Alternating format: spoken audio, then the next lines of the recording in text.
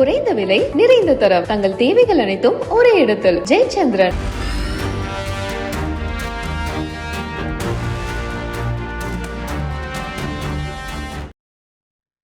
நெல்லையில காவல் சிறப்பு உதவி ஆய்வாளர் ஒருவர் மது போதையில காரை ஓட்டி விபத்தை ஏற்படுத்தியிருக்காரு.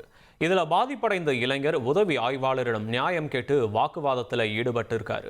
அந்த இளைஞருக்கு என்ன நடந்தது என்பது குறித்து விவரிக்க காத்திருக்கிறார் செய்தியாளர் சதீஷ் முருகன். சதீஷ் முருகன், வணக்கம். இந்த சம்பவத்தில் என்ன நடந்துச்சுன்னு முழுமையாக விவரிங்க. வணக்கம்.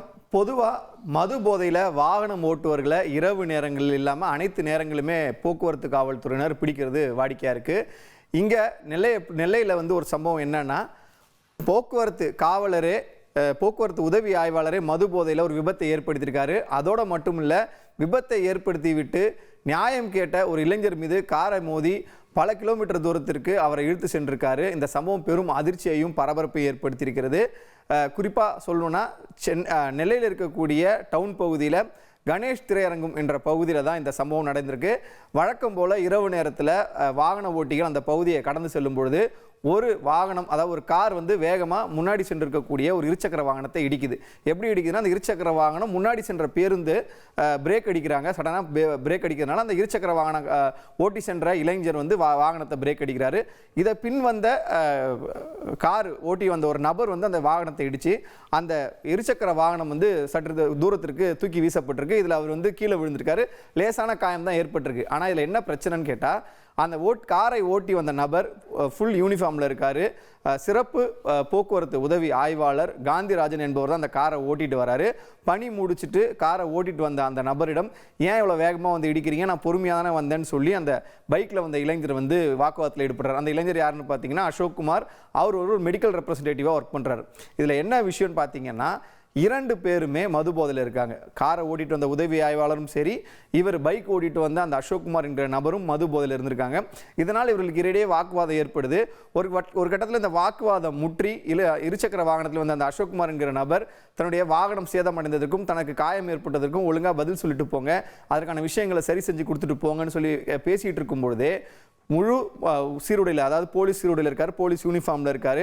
அவருடன் வாகனத்தில் பல கேஸ் வந்து அவர் ஹேண்டில் பண்ணியிருப்பார். இது போன்ற ஒரு ஆக்சிடென்ட் ரோட்டில் நடக்குதுன்னு சொன்னால் உடனடியாக அந்த வாகனங்கள் விபத்தில் ஈடுபட்ட அல்லது விபத்தில் சிக்கிய வாகனங்களை சாலையோரம் நிறுத்திவிட்டு போக்குவரத்துக்கு எந்த இடரும் ஏற்படாமல் அடுத்த கட்டமான பேச்சுவார்த்தை, வழக்கு போடுவது, இது போன்ற விஷயங்கள்லாம் நடக்கும். இதுதான் நடைமுறை. ஆனால் அப்படி எதுவுமே பண்ணாமல் நடு ரோட்டில் மது போதையில் இருக்க அதே அந்த போக்குவரத்து காவல் சிறப்பு உதவி ஆய்வாளர் வாக்குவாதத்தில் ஈடுபட்டதோடு இல்லாமல் தன்னிடம் வாக்குவாதத்தில் ஈடுபட்ட அந்த நபர் மீது காரை விட்டு ஏற்றுவதற்கு முயற்சி செய்கிறார். இதை அந்த பகுதியில் இருக்கக்கூடிய பொதுமக்கள் அனைவரும் வேடிக்கை பார்க்குறாங்க. ஒரு சிலர் அதில் வீடியோவும் எடுக்க ஆரம்பிக்கிறாங்க.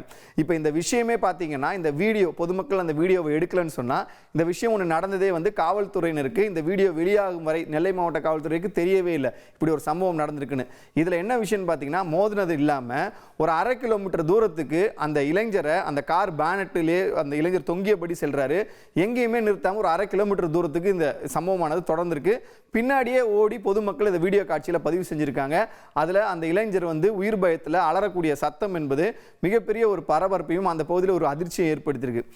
இதோட இல்லாமல் 2 பேரும் இந்த சிறு காயங்களோடு அந்த இளைஞர் தப்பிச்சிடுறாரு. இதனை தொடர்ந்து 2 நபர்களும் வந்து போதையில் இருந்ததுனால அங்கிருந்து கிளம்பி போயிடுறாங்க. இந்த வீடியோ தற்பொழுது வெளியாகி பெரும் பிரச்சனையை ஏற்படுத்தியிருக்க நிலையில் நெல்லை மாவட்டத்தினுடைய காவல்துறை உயர் அதிகாரிகள் இது தொடர்பாக விசாரணை நடத்தப்படும் என்று சொல்லி விசாரணை நடத்தி முதற்கட்டமாக இந்த சம்பவத்தில் ஈடுபட்ட போக்குவரத்து சிறப்பு உதவி ஆய்வாளர் காந்திராஜனை வந்து ஆயுதப்படைக்கு பணியிட மாற்றம் செய்தார்கள். பிறகு இந்த தீவிரத்தன்மை, இந்த பிரச்சனை வந்து ரொம்ப சீரியஸாக பேசப்படுது. சமூக வலைதளங்களுக்கு மிகப்பெரிய ஒரு கேள்வியாக எழும்புது. நம்ம ஏற்கனவே சொன்னது போல ஒரு போக்குவரத்து காவல் உதவி ஆய்வாளரே இது போன்ற ஒரு போக்குவரத்து விதிமீறல்கள் ஈடுபட்டு ஒரு கொலை முயற்சி அளவுக்கு செல்லக்கூடிய ஒரு சம்பவம் என்பது பெரும் பரபரப்பை கேள்விகளையும் எழுப்பியிருக்கு. குறிப்பாக போலீஸ் வந்து பொதுமக்களை மட்டும் அட்வைஸ் பண்ணுறாங்க, பொதுமக்கள் கிட்ட மட்டும் இது போன்று நடந்துக்கிறாங்க, பொதுமக்களுக்கு எல்லாமே பண்ணுறாங்களே தவிர அவர்கள் தரப்பில் இருக்கக்கூடிய பிரச்சனைகளையோ குற்றங்களையோ வந்து மறைக்க தான் முயற்சி செய்கிறாங்கன்ற அந்த குற்றச்சாட்டுகள் வந்த உடனே இவர் வந்து என்ன பண்ணுறாங்கன்னா சஸ்பெண்ட் பண்ணிடுறாங்க காந்திராஜனை. இது தொடர்பாக 2 நபர்களுமே வழக்கு இது வரைக்கும் புகார் கொடுக்கல. அதற்கான காரணத்தையும் போலீசார், நெல்லை மாவட்ட போலீசார் என்ன என்ன சொல்றாங்கன்னா, இவரும் குடிச்சிருக்காரு, அவரும் குடிச்சிருக்காரு, 2 பேரும் பிரச்சனையில் ஈடுபட்டிருக்காங்க. அதனால 2 பேருமே வந்து மாறி மாறி புகார் அளிக்கிறதுக்கு பயந்துகிட்டு தற்போது 2 பேருமே வந்து தலைமறைவா இருக்காங்க. இவர் வந்து பணியிடை நீக்கம் செய்யப்பட்டு துறை ரீதியான நடவடிக்கை நடைபெற்று இருக்கு. இந்த விஷயத்துல தான் நம்ம என்ன சொன்னோம்னா, இப்ப 2 பேருமே மதுபோதையில் இருந்தது வந்து பொதுமக்கள் பார்த்திருக்காங்க. அவங்க பேசிக்கிற துணி முதற்கொண்டு அப்படிதான் இருக்கு. ஆனா இவங்க மேல டிடி கேஸ் போடப்படல அப்படின்ற ஒரு கேள்வி கேட்கும் பொழுது இருவருமே அந்த பகுதியில் இருக்கும்போது உடனடியாக யாருக்காவது போக்குவரத்து காவல்துறைக்கோ வேற யாருக்கோ தகவல் தெரிவிச்சிருந்தா பிரெத் அனலைசர் மூலமாக இந்த அவர்கள் வந்து அந்த ஆய்வுக்கு உட்படுத்தப்பட்டு, அதாவது குடிச்சிருக்காங்களா இல்லையான்ற அந்த ஆய்வுக்கு உட்படுத்தப்பட்டு அப்போ வந்து அந்த வழக்கு போடலாம். இப்போ ஒரு 24 மணி நேரம் கடந்து விட்டதுனால இவர்கள் குடித்ததற்கான அந்த சயின்டிஃபிக் ப்ரூஃப் ஆதாரம் வந்து, அதாவது அறிவியல் பூர்வமான ஆதாரத்தை எங்களால் நிறுவ முடியாது. எனவே நாங்கள் வந்து இன்னும் டிடி கேஸ் போடல. பட் ஆனால் அதற்கான விஷயங்கள் டிடி கேஸ் போடணும் அப்படின்னா அந்த நம்பர் மற்ற விஷயங்கள்லாம் ஆய்வு செய்யணும். அதுவும் ஒரு பக்கம் விசாரணை நடந்துட்டு இருக்கு. 2 தரப்புலையும் புகார் வர்றதுனால தாமாக முன் வந்து காவல்துறை இதில் நடவடிக்கை எடுக்க வேண்டும் என்பதுதான் போக்குவரத்து அந்த வேடிக்கை பார்த்த அந்த பொதுமக்களும், அதே போன்று போக்குவரத்து சீரமைக்கக்கூடிய அந்த போக்குவரத்து துறை சார்ந்து இருக்கக்கூடிய, பாதுகாப்பு சார்ந்து இருக்கக்கூடிய சமூக ஆர்வலரும் அந்த கோரிக்கையாக முன்வைக்கிறாங்க. இந்த விஷயத்தை பொறுத்தவரையில் காவல்துறையோ பொதுமக்களோ யார் குற்றம் செய்திருந்தாலும் முறையான நடவடிக்கை என்பது எடுக்கப்பட வேண்டும். இதே போன்ற சம்பவங்களில் பல காவல்துறையினர் மணல் கடத்திய லாரிகள், அதே போன்று குற்ற செயல் ஈடுபட்டு இருசக்கர வாகனத்தில் தப்பித்தவர்கள், காரில் தப்பித்தவர்களை இதே காவல்துறையை சேர்ந்த நபர்கள் துரத்தி பிடித்த காட்சிகளும் துரத்தி பிடித்த சம்பவங்களும் வந்து பாராட்டு பெறும் கூடிய இதே நேரத்தில் தான் இது போன்ற ஒரு சில போக்குவரத்து காவலரோ இல்லை காவலரோ பொதுமக்கள் மீதே இது போன்ற விஷயத்தை செய்யறதுனால காவல்துறைக்கு களங்கம் ஏற்படுவதாகவும் வருத்தம் தெரிவிச்சிருக்காங்க. நன்றி சதீஷ் முருகன்.